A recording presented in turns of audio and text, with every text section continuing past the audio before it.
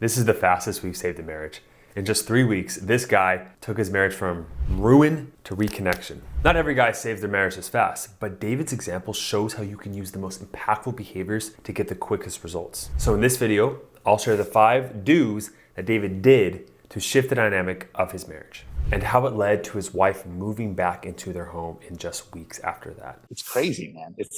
She wasn't supposed to come home. She wasn't going to. She was dead set on like, I'm not coming home. And she came home. And by the way, the third do on this to-do list involves a simple trick that, well, you just change one 3-letter word and it transforms your conversations with your wife. It gets her to open up and seek a deeper connection with you. It's as simple as it sounds, so let's jump in. Now, I can't stress enough how valuable this video is, and here's why. David's quick turnaround with his wife wasn't just because he joined our program. He also watched a ton of videos on this channel first. So when he eventually did join, it was like harnessing the strength of a stacked team of all-star players. We ended up getting like into a giant fight on New Year's, like stupid fight. And then from that point on, it like severed everything. Well, then 10 days later, I was talking to a buddy and showing him your videos. And I was like, I don't know, man. Like, I feel like I've always felt drawn to Josh's program, but I've just never pulled the trigger. And he finally was like, what's the money versus your family, dude? Like, get your ass, do it. And so I was like, yeah, I'm going to do it. So I got all of you guys, got in the program. Within like 3 weeks, dude, the dynamic shifted because I took all those lessons that you had been doing in the videos, the YouTube videos, and then dialing in with your program and then the Facebook group, and then Liz is my coach, and like it just all connected everything. And so it's like I wasn't starting from scratch. I felt like I had 8-9 months of your videos. Yeah. Okay, on to the 5 do's that David did. That rolls off the tongue, by the way, doesn't it? You see, his marriage had reached its breaking point. Oh, she left. She left the house. And we had done that in the past, but like she didn't come back. And I called her and she wouldn't answer. And my girls, or our 3 daughters, were at my mom's house, so I went up there to get them. And while I was up there, she finally answered, and she's like, just done. When David's wife moved out, he was scrambling to make drastic change. Now, my videos offer some guidance, but there was one thing he couldn't break free from, something that many men cultivate for years without even realizing it. Like things were going okay, but I realized like I was still super needy and still controlling, even though I didn't recognize it, and just not really like getting into that like apex version of myself that doesn't need anything, right? And New Year's came and she like went out with some friends and stuff, and just like ghosted me, The first do addresses this problem and was a real eye-opener for David. Now, I'll let David describe it in his own words. I had to like change my mindset around like the word controlling, because I've understood, reading the book No More Mr. Nice Guy, I realized I was very needy and things like that. I got that. But the controlling part, I was kind of frustrated with, because I'm like, I'm just trying to do everything I'm supposed to do as a man. The first do of the 5-step to-do list is to do away with control. You see, David had this false blueprint of how he thought a man should be. We are told that once you have these accolades in life, the great career, the kids, the house, the vacations, you kind of like, it's your brain's natural tendency to just relax. Like, oh, I've achieved this thing, set it aside. But as many men find out, the cultivation of like your health and other things, it's not something you achieve and you get to set aside. Your relationship with her, your marriage, is a day-by-day process. And often it comes down to seemingly small practical ways that you're controlling her that leads to this really supplication and complacency, which is what David was blinded to at first. Sending her little memes or things that like were indirectly telling her like, you need to do this, because they sound sweet, like, oh, that's really cute, like he's sending something nice, but like you're trying to control how she feels by inducing that feeling by reading something cute or sweet, or like sending her song lyrics and things like that. That was the little stuff that I would have never picked up on until this. And so it doesn't even have to be some grandiose, like you can't go hang out with your friends. Yeah. It's trying to control, like to incite a feeling to have them react in the way you want them to. And I'm like, I'm such an idiot. Well, yeah, like, but it seems logical, right? Like, oh, if I find this article on how like Married couples who fight through the hard times come out better on the other end. It's going to convince her to give us another shot. Right. Now, when you try to control her or the situation through subtle means, it's as if you're playing the role of a puppet master, dangling strings to guide her actions without even realizing it.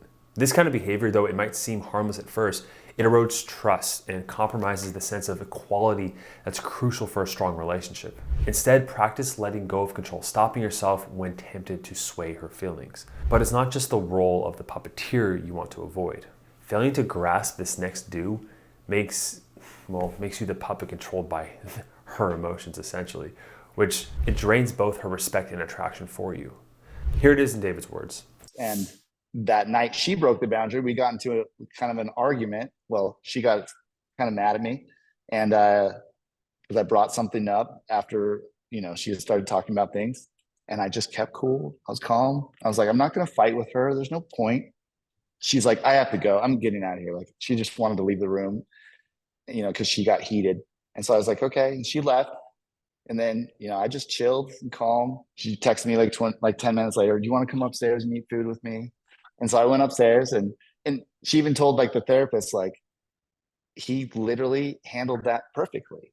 And it wasn't because I was trying to handle it perfectly to like manipulate or whatever. I'm like, this is how you communicate. When she gets heated and needs a break, let her take the break. It's fine. The second step here is to do not disturb. Now, I'm not talking about a sign you hang on the door when you want to be alone, okay? I'm talking about the importance of keeping your cool in the heat of your wife's emotions, staying calm and being unreactive. That calm masculine force that all men struggle with, even myself. Now, it's easy to get defensive when she's accusing you of something because you feel attacked. And you want to just either storm out of the room or you just shut down, right? Because your body's overloaded. But whenever you react like that in the heat of the moment, it's not only causes friction in your marriage, but it is the opposite of that strong masculine frame that should be her safety net, okay?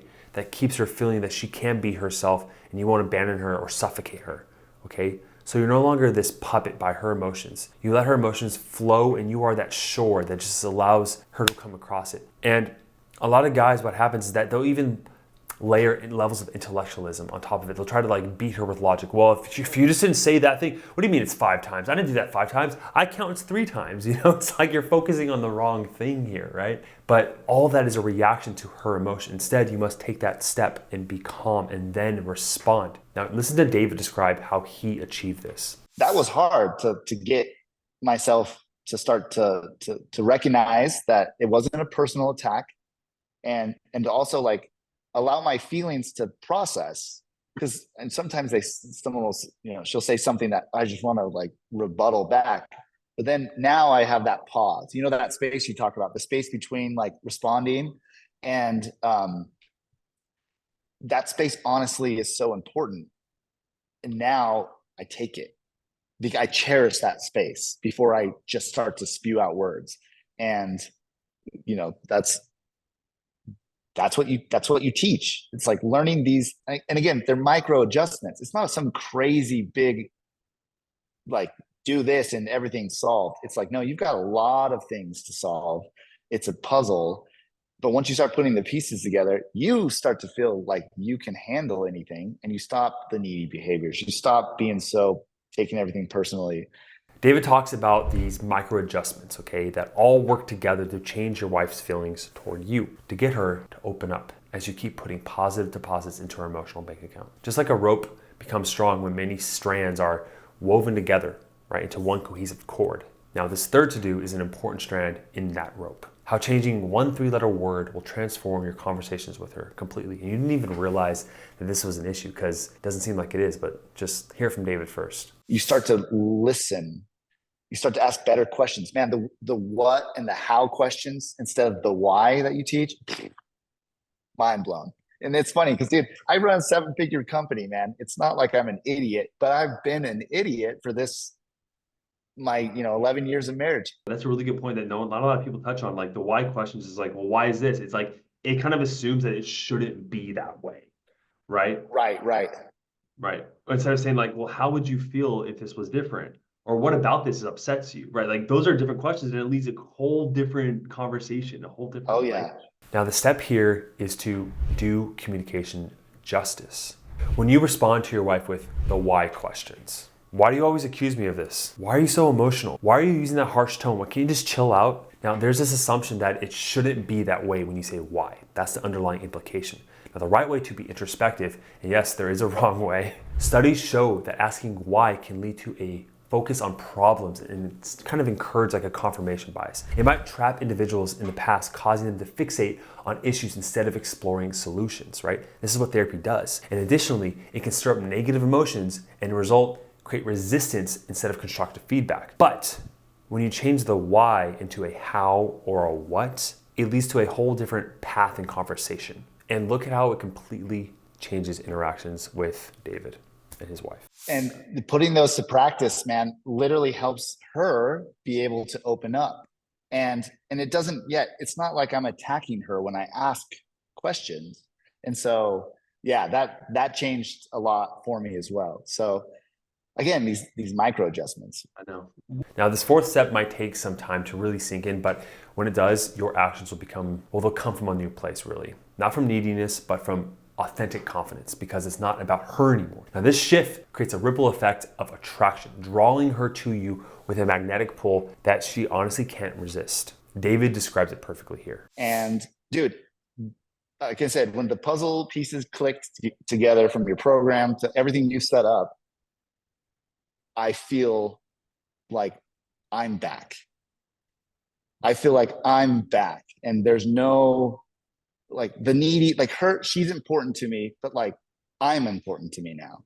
So it's about me. And that's what I kind of tell the guys on the group, the new guys coming in. It's like, dude, you got to do this for you. And it takes a while, I feel like, to really understand because we're so nervous and scared. Yeah. I know, see, and I know that it's almost like painting a picture or like building like a sculpture. It's like there's not these like revelatory burning bush moments for most guys. It's like a slow burn. Now, the fourth step here is to do yourself a favor.